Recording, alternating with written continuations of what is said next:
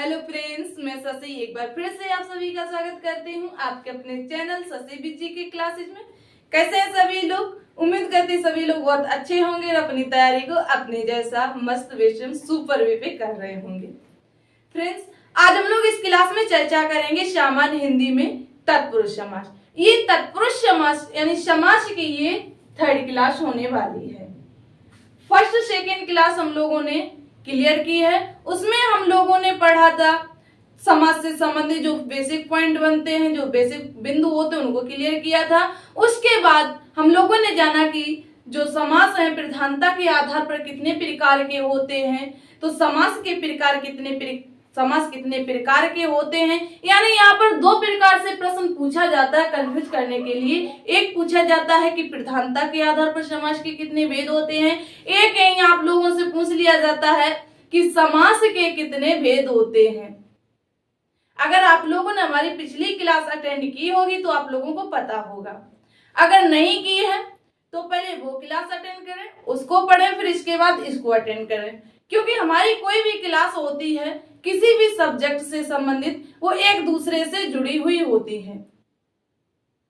ठीक है, तो पहले पिछली क्लास को अटेंड करें, इसके बाद इसको करें, ताकि आपके सारे पॉइंट क्रम वाइज क्लियर होते जाए, इसमें कोई आपको डाउट ना हो, कोई परेशानी ना हो। ठीक है, चलिए तो आइए क्लास को प्रारंभ करते हैं।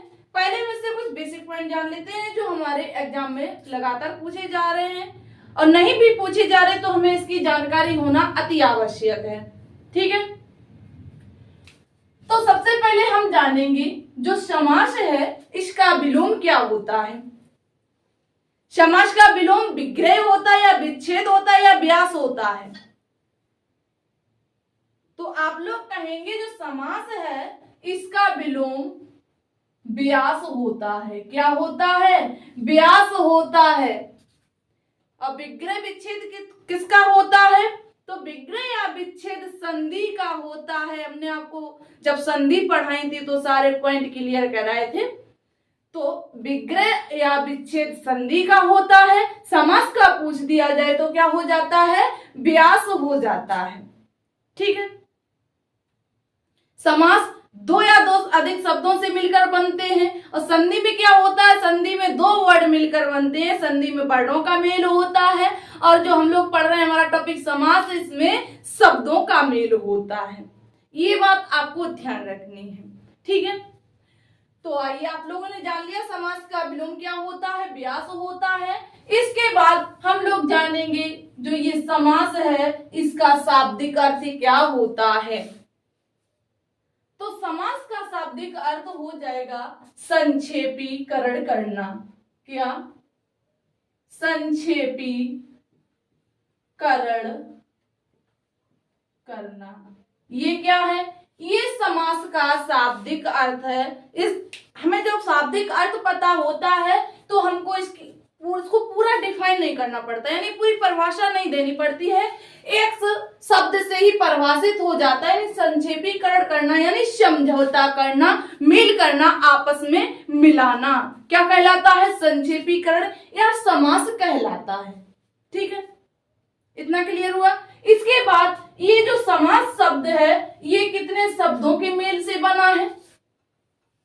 तो समास दो शब्दों के मेल से बना है। कितने शब्दों के मेल से बना है? दो शब्दों के मेल से बना है। कौन कौन से हैं शब्द? पहला तो है इसमें सम, और दूसरा है आश। सम प्लस आश बराबर क्या हो जाता है? समास हो जाता है। क्या होता है? समास होता है। ठीक, अब ये इसके दो अर्थ शब्द है तो इनके अलग अलग अर्थ भी होंगे। क्या उसके अलग अलग अर्थ भी होंगे? तो इस सम का अर्थ क्या हो जाएगा और इस आश का अर्थ क्या होगा? सम का अर्थ हो जाएगा पास, और इस आश का अर्थ क्या हो जाएगा? तो इस आश का अर्थ हो जाएगा बैठना। क्या होगा? बैठना। ठीक है, क्लियर हो इतना? चलिए अब आइए अपने पॉइंट पर आते हैं। अब हम लोग पॉइंट बनाएंगे तत्पुरुष समास। तो सभी लोग पॉइंट बनाएंगे। तत्पुरुष समास। अब हम लोग जानेंगे जो तत्पुरुष समास से फैक्ट बनने वाले हैं ये क्या है, इसको हम लोग किस प्रकार पहचानेंगे, अगर इसके उदाहरण मिल जाए तो हम लोग कैसे जानेंगे कि इसमें कौन सा समास है। ठीक है, सभी लोग कॉपी पेन लेके बैठे हैं।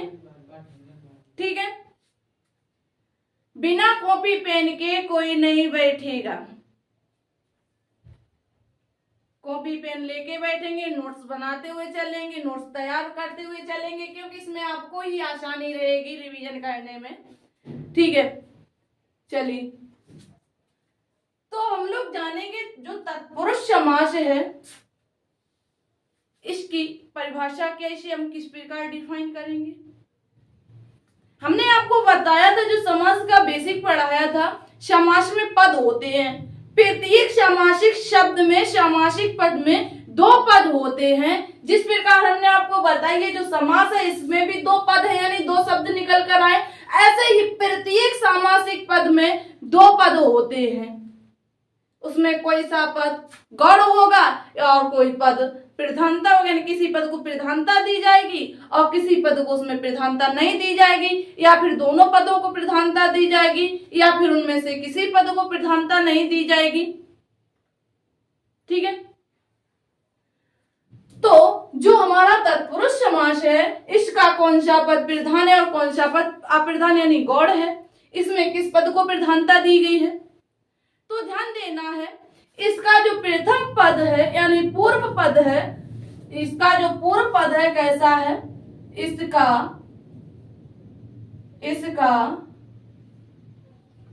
पूर्व पद गौड़ है। कैसा है, पूर्व पद गौड़ है, इसको महत्व नहीं दिया गया है। इसका पूर्व पद गौड़ है, इसको महत्व नहीं दिया गया, इसलिए क्या इसका पूर्व पद कैसा है, गौड़ है, और इसका उत्तर पद प्रधान होता है। तत्पुरुष समास का उत्तर पद प्रधान होता है तथा इसका उत्तर पद प्रधान होता है। क्या होता है इसमें, इसका पूर्व पद गौड़ होता है और इसका उत्तर पद जो है ये प्रधान होता है। इसमें उत्तर पद को प्रधानता दी जाती है। जैसे समझिएगा, हमने एक उदाहरण लिया राजपुत्र। क्या लिया, राजपुत्र। ये हमारा क्या है, सामासिक पद है। अब जब इसका विग्रह करेंगे, हमने आपको विग्रह करना भी सिखाया है पिछली क्लास में। ठीक है, जब इसका विग्रह करेंगे तो इसका विग्रह क्या हो जाएगा, तो इसका विग्रह होगा राजा का पुत्र। क्या होगा इसका विग्रह, तो इसका विग्रह होगा राजा का पुत्र। अब देखिए इसमें किसको प्रधानता दी गई है, राजा को या पुत्र को।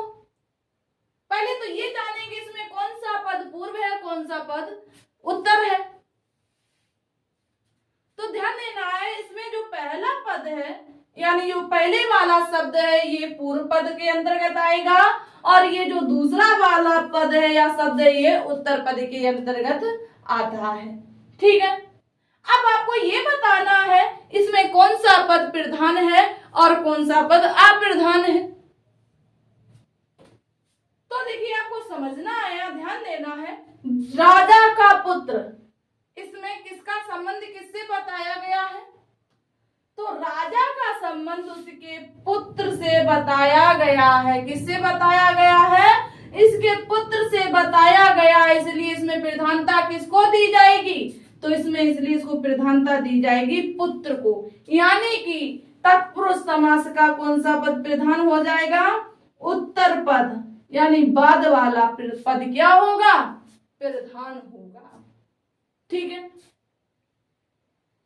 क्लियर हुआ। अब इसमें एक पॉइंट बना के लिखिए,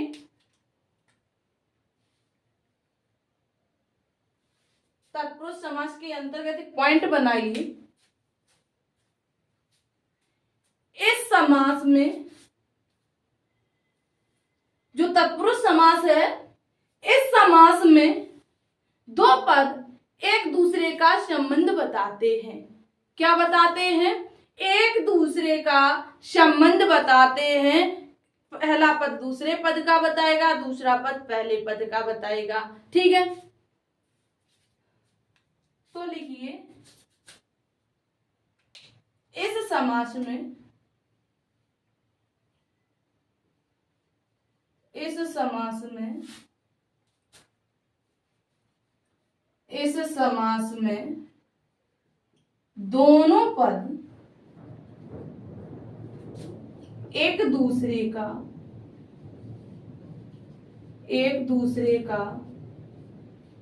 संबंध बताते हैं।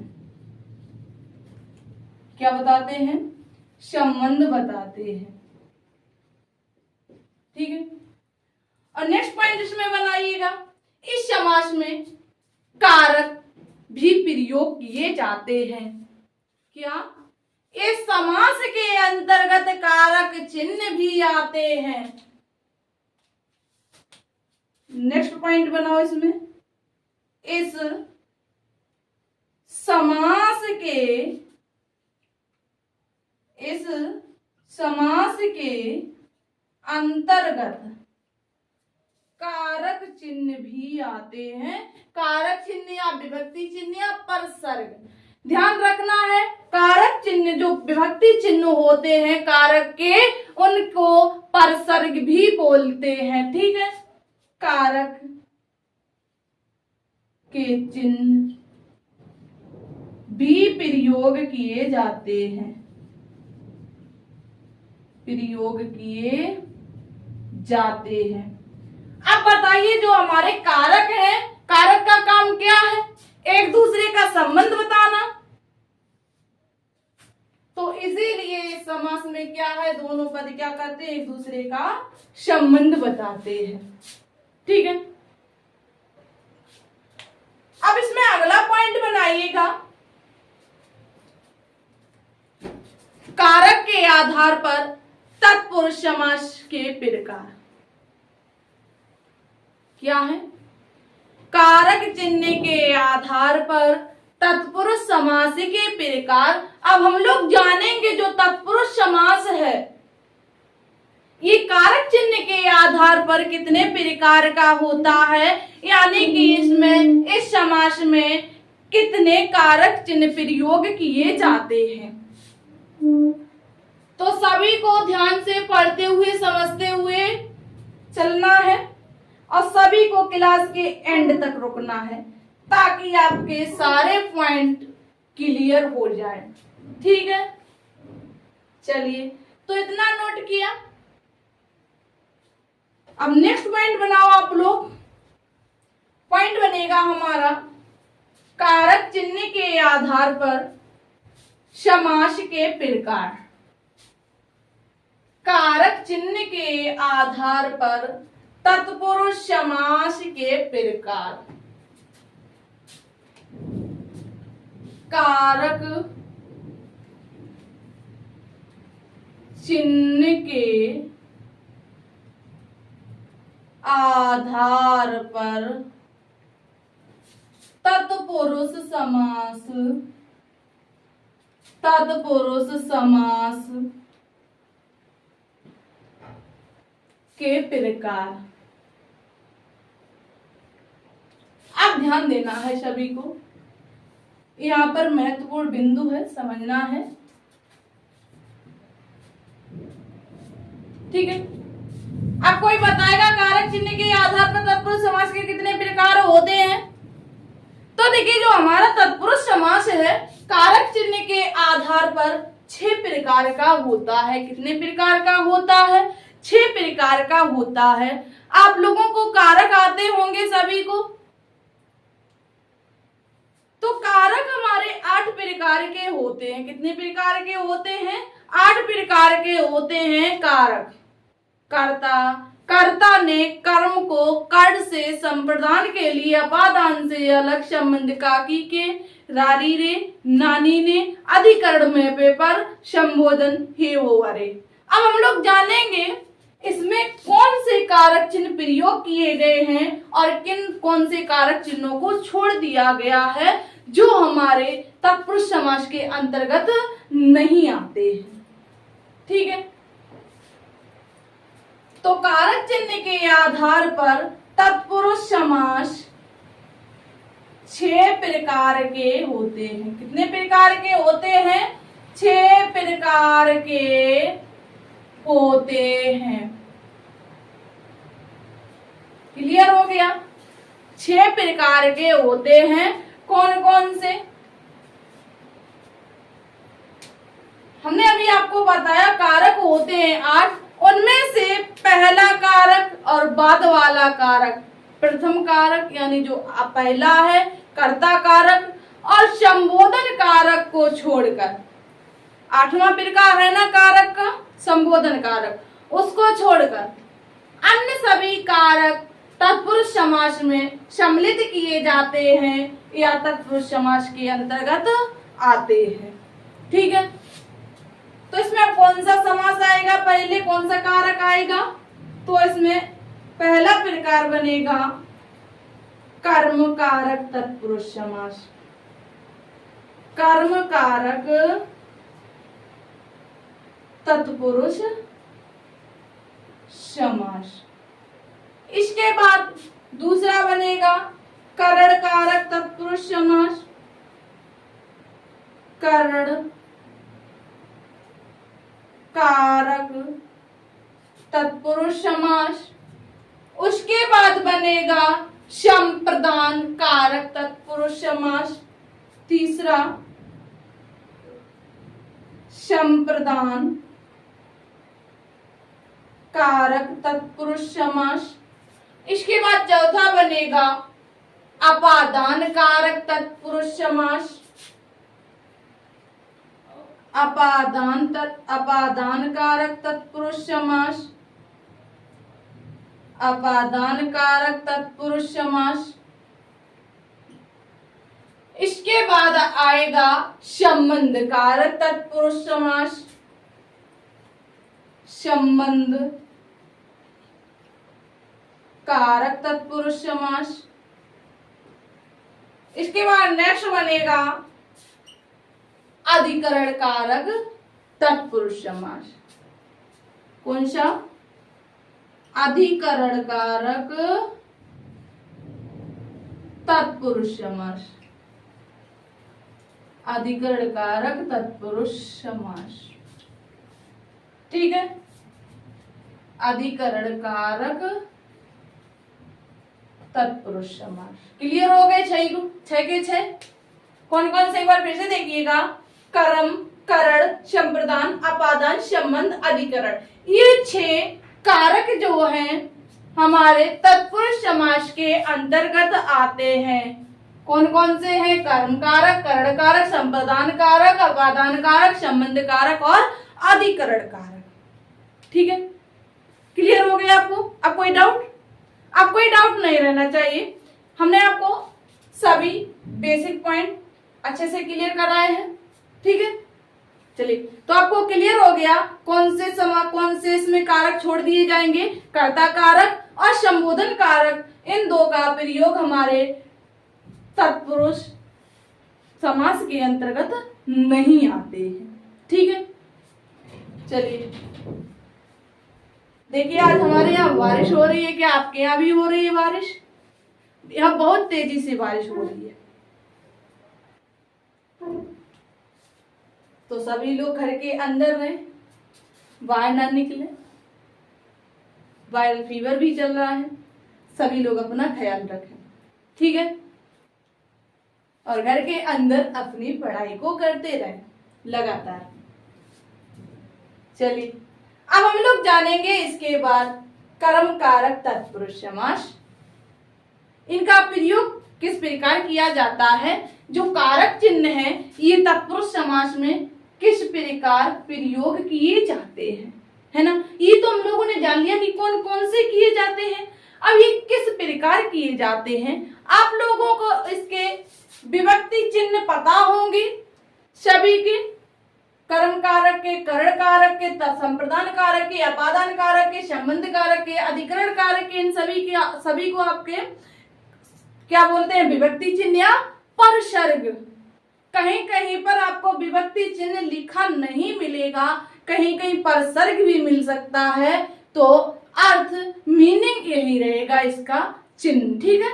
चाहे परसर्ग बोल लो चाहे विभक्ति चिन्ह बोल लो, ठीक है।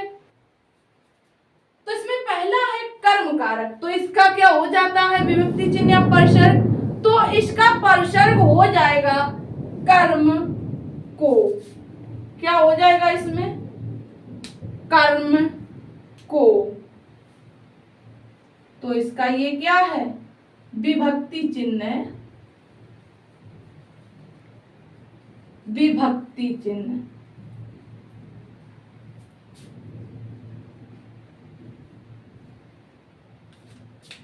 तो कर्म का विभक्ति चिन्ह क्या हो जाएगा, कर्म का होगा को,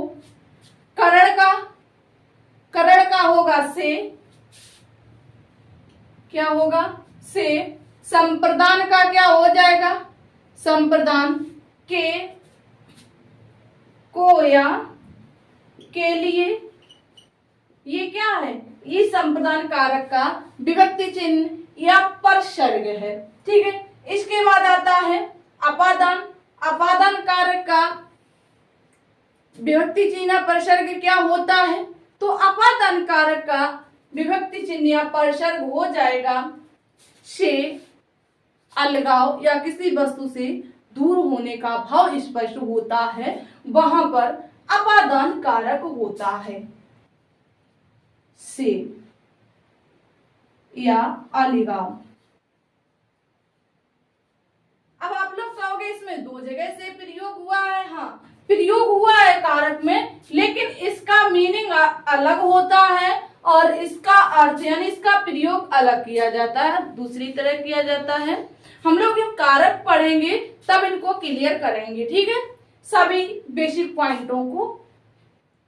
चलिए इसके बाद देखिए इसमें संबंध कारक है, संबंध कारक का विभक्ति चिन्ह क्या होता है, तो संबंध कारक का विभक्ति चिन्ह होता है का, की के, का, की के, रा, री, रे, ना, नी, ने। ये क्या है, ये सभी संबंध कारक के विभक्ति चिन्ह या परसर्ग हैं। ये एक दूसरे का संबंध बताते हैं, जैसे आपका, आपकी, आपके, तुम्हारा, तुम्हारी, तुम्हारे, अपना, अपनी, अपने।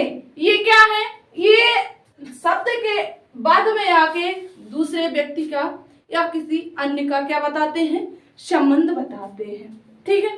इसके बाद हम लोगों का लास्ट बचता है अधिकरण कारक। तो अधिकरण कारक का परसर्ग क्या होगा, विभक्ति चिन्ह क्या होगा, तो इसका हो जाएगा विभक्ति चिन्ह में या पर। ये होता है अधिकरण कारक का विभक्ति चिन्ह, ठीक है। इतना क्लियर हुआ। आइए अब हम लोग ध्यान देते हैं इनको हम समास में किस प्रकार प्रयोग करेंगे, ठीक है। तो पहला पॉइंट बनाइएगा आप लोग, कर्म कारक तत्पुरुष समास। ये नोट कर लो, स्क्रीनशॉट ले लो एक बार, फिर हम लोग स्टार्ट करते हैं इसके बेसिक पॉइंट को। ले ली सभी ने, चलिए अब आप लोग पहला पॉइंट बनाएंगे कर्म कारक तत्पुरुष समास। ये क्या होता है, इससे किस प्रकार हमारे एग्जाम में क्वेश्चन बनते हैं, हम लोगों को किस प्रकार घुमाया जाता है। लेकिन आप लोग घूमने वालों में से नहीं हैं। क्यों घूमेंगे, जब आप लोग अच्छे से पढ़ोगे तो आपको कोई घुमाने वाला नहीं बना है, ठीक है।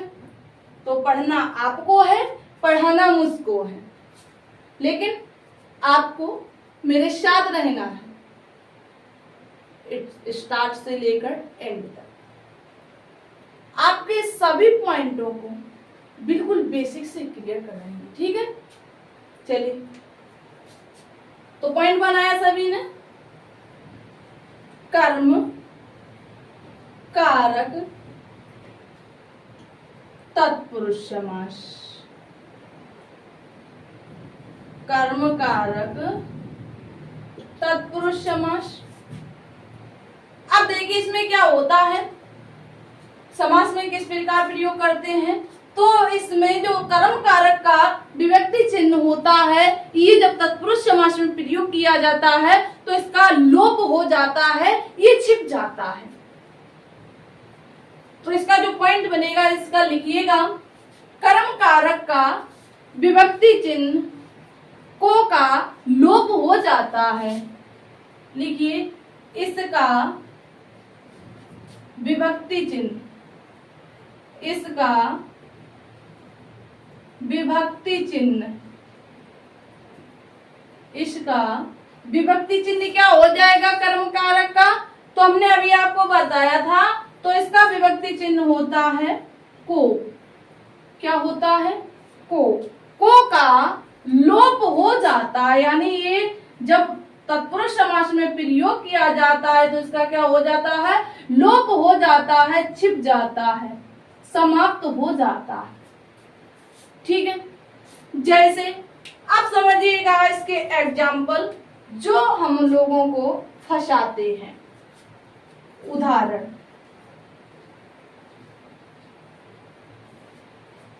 जैसे हमने लिया बस चालक, क्या उदाहरण लिया हमने बस चालक, हमारा इसमें सामासिक पद है बस चालक। जब इसका हम विग्रह करेंगे क्या हो जाएगा? तो इसका हो जाएगा बस को चलाने वाला। क्या? बस को चलाने वाला, बस को चलाने वाला क्या होता है?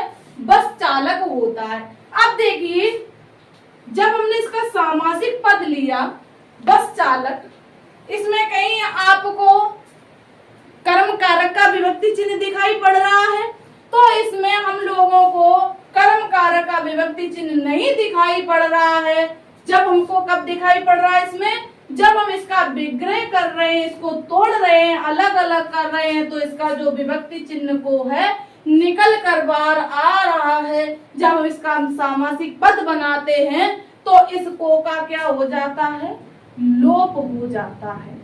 हो गया इसमें। जब हमने बस चालक का, बस को चलाने वाला, जो इसमें एक लाइन दी गई है, जब इसका हमने सामासिक पद बनाया क्या? बस चालक, तो इसमें को विभक्ति चिन्ह का क्या हो गया? समापन हो गया, यानी लोप हो गया, छिप गया, ठीक है।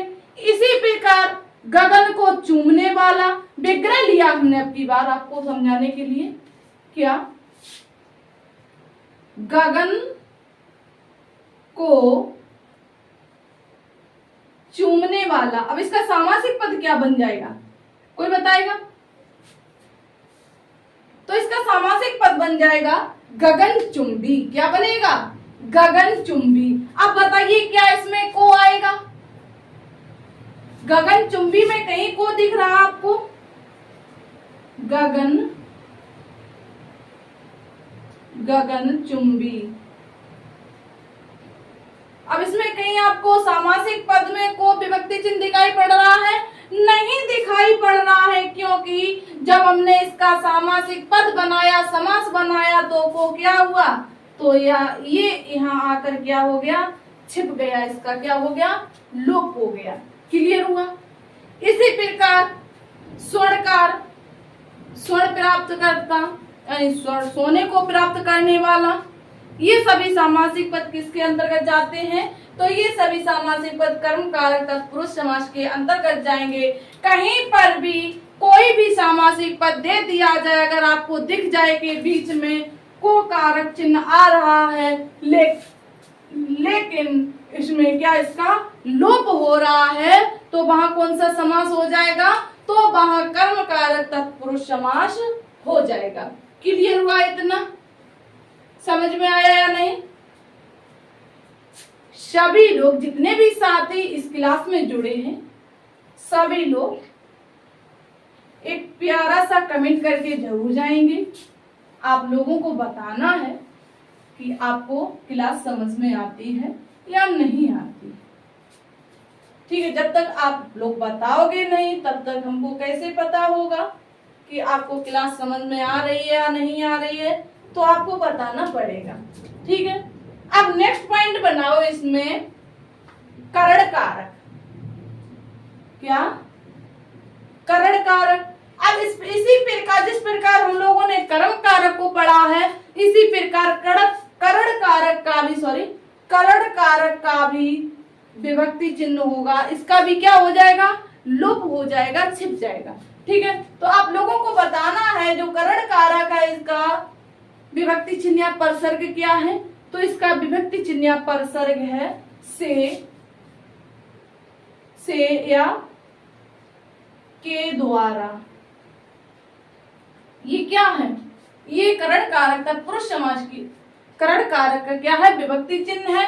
तो जब ये तत्पुरुष समास के अंतर्गत आते हैं तो इनका क्या हो जाता है, इनका लोप हो जाता है।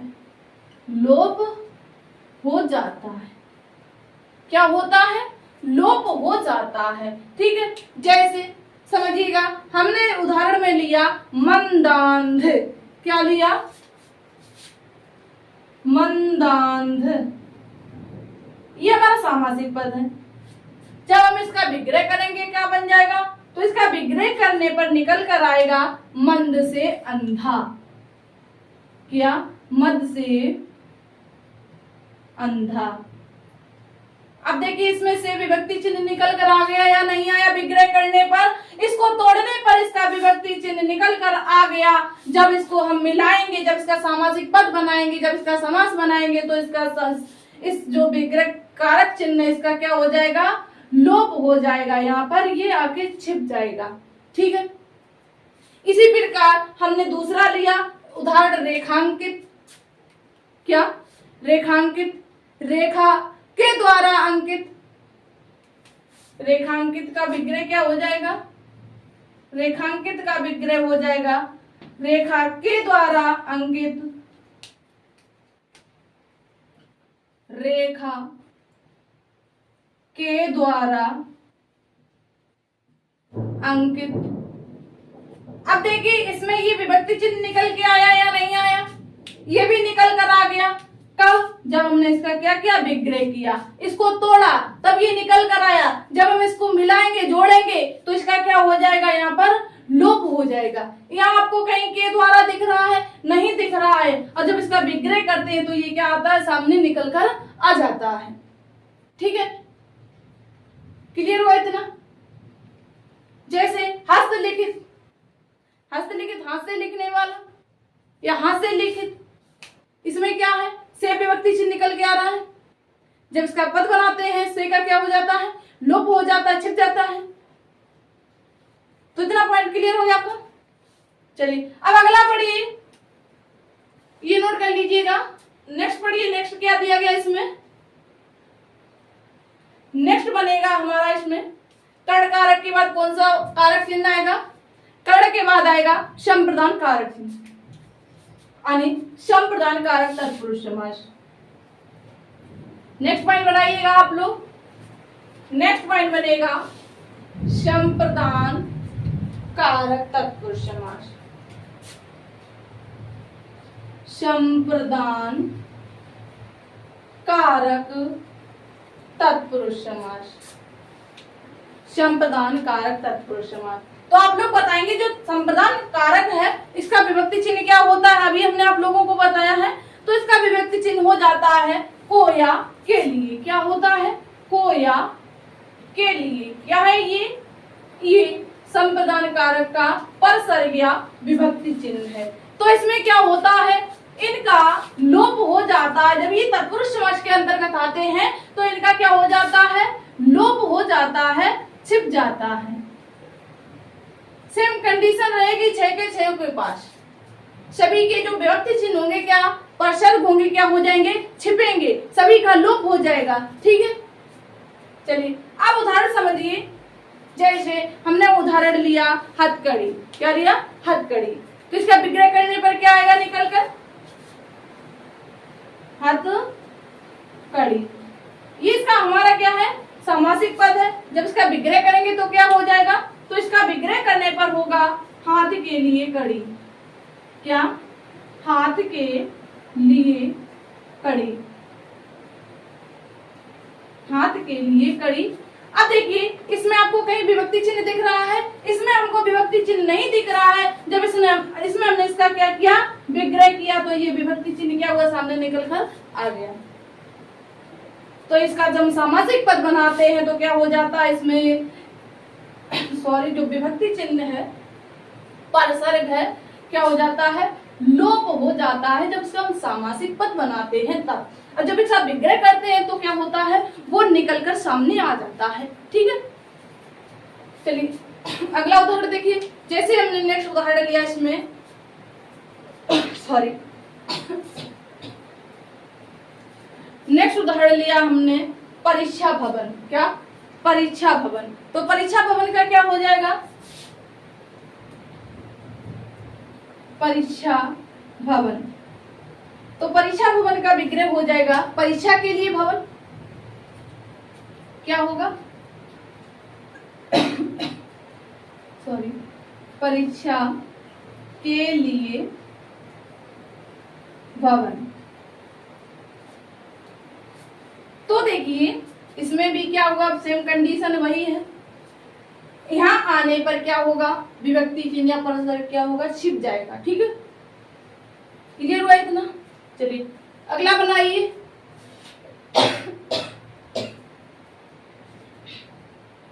अगला बनेगा हमारा, अगला प्रकार रहेगा अपादान कारक। क्या, अपादान कारक। सबकी कंडीशन सेम रहेगी तो इसलिए हम लोग थोड़ा फास्ट कर ले।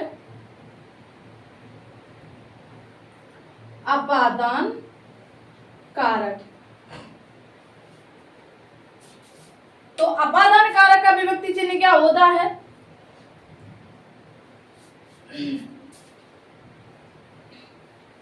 तो अपादान कारक चिन्ह का, कारक का विभक्ति चिन्ह या परसर्ग क्या होगा, अपादान के लिए या अलगाव से या अलगाव। ठीक है, क्या होगा अपादान का, से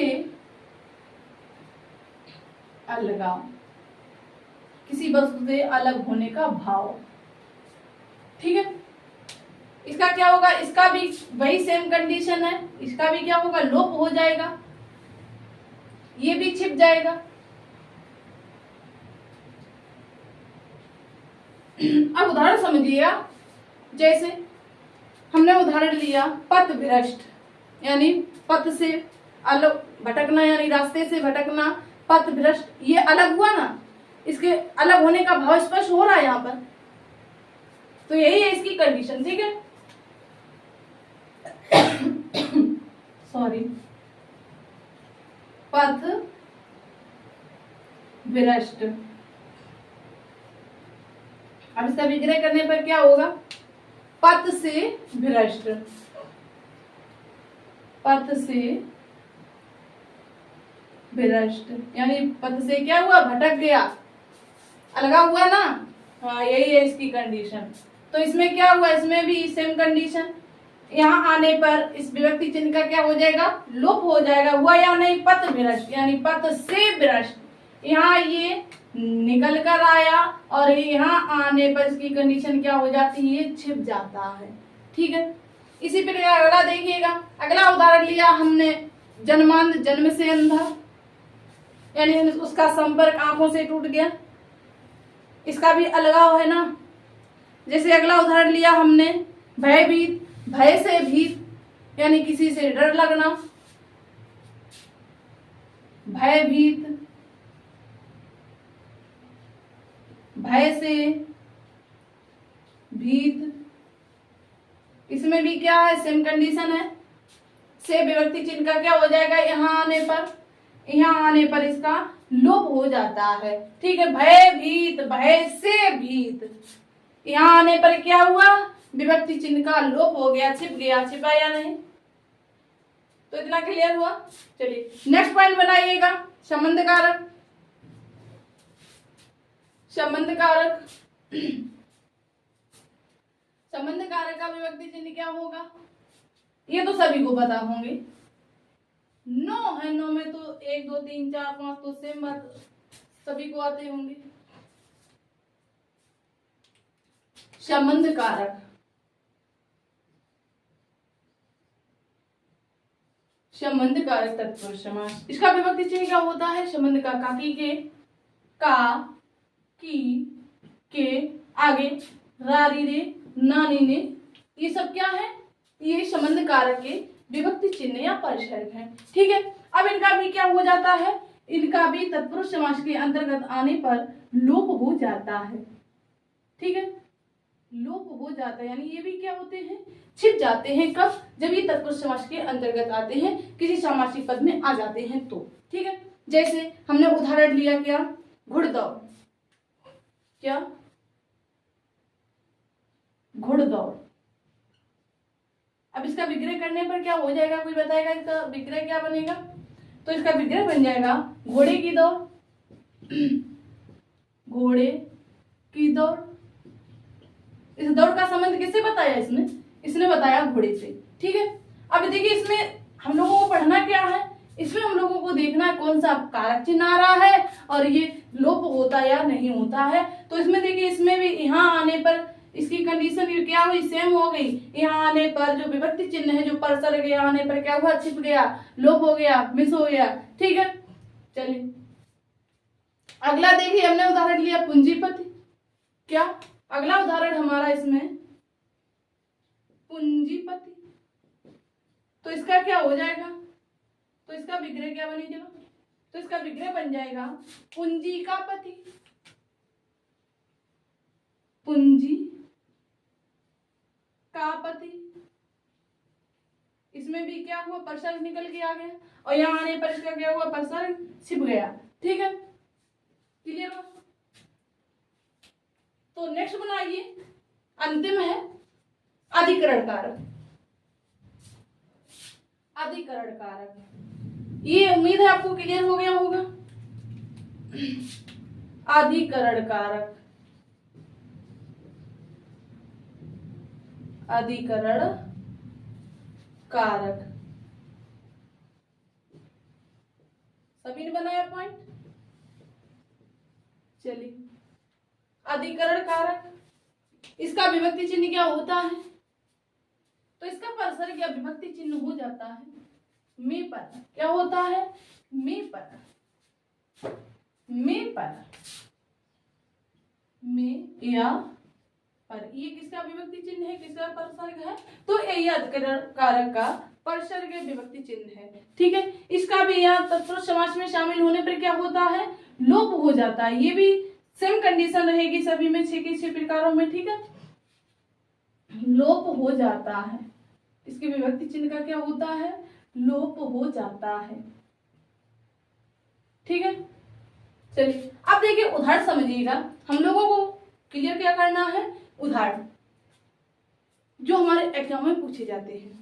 ठीक है, चलिए अब देखिएगा, हमने एक उदाहरण लिया आपके लिए, जैसे सरणागत। क्या, सरणागत सामासिक पद है, सरणागत। अब इसका विग्रह करेंगे, क्या निकल कर आएगा, सरल में आगत। क्या होगा, सरल में आगत। इसमें भी क्या हुआ, ये जो परसर्ग है निकल के आया और ये यहाँ आने पर क्या हुआ, छिप गया, सरणागत, सरल में आने वाला, सरल में आगत। ठीक है, अगला देखिए, अगला हमने लिया इसमें आपके लिए सॉरी, नेक्स्ट उदाहरण लिया हमने आत्मविश्वास। क्या, आत्मविश्वास। तो इसका विग्रह क्या होगा, आत्मविश्वास तो इसका विग्रह करने पर निकल के आएगा आत्मा पर विश्वास। क्या आएगा? आत्मा पर विश्वास। ठीक है, तो इसमें भी क्या है, विग्रह करने पर परसर्ग निकल के आया और इसका सामासिक पद बनाने पर क्या हुआ, परसर्ग छिप गया। ठीक है, तो आत्मा आत्मविश्वास, आत्मा पर विश्वास। आपको अपनी आत्मा पर क्या है, विश्वास है। वैसे ही हमें आप पर क्या है, भरोसा है, विश्वास है, एक उम्मीद है कि आप लोग पढ़ोगे, अच्छे से पढ़ोगे, अच्छे से तैयारी करोगे और अपने एग्जाम को अच्छे से क्लियर करोगे। ठीक है, तो आज की क्लास यहीं तक। उम्मीद करती हूँ आपको सारे पॉइंट, तत्पुरुष समास से संबंधित जितने भी पॉइंट बने हैं आपको क्लियर हो गए होंगे। अगर फिर भी आपको कोई डाउट बचता है तो आप लोग प्लीज कमेंट बॉक्स में कमेंट जरूर करें, उसका आपको उत्तर जरूर दिया जाएगा। ठीक है, जब आप लोग आंसर कमेंट करोगे नहीं तो आपको उत्तर यानी आंसर दिया कहां से जाएगा, तो आपको कमेंट करना है, उसका रिप्लाई देना जिम्मेदारी हमारी, क्योंकि पढ़ाना हमें है, आपको पढ़ना आपको है। तो इसलिए अगर आपको कोई डाउट होता है तो कमेंट कीजिएगा। और जिस किसी ने अभी तक हमारी क्लास को शेयर नहीं किया है तो एक बार सभी लोग क्लास को शेयर करेंगे और लाइक करेंगे। जो साथी इस क्लास में पहली बार आए हैं या फिर हमारे चैनल पर पहली बार आए हैं तो हमारे चैनल को सब्सक्राइब करें ऐसी बेस्ट वीडियो पाने के लिए। ठीक है, फिर मिलेंगे हम लोग नेक्स्ट क्लास में।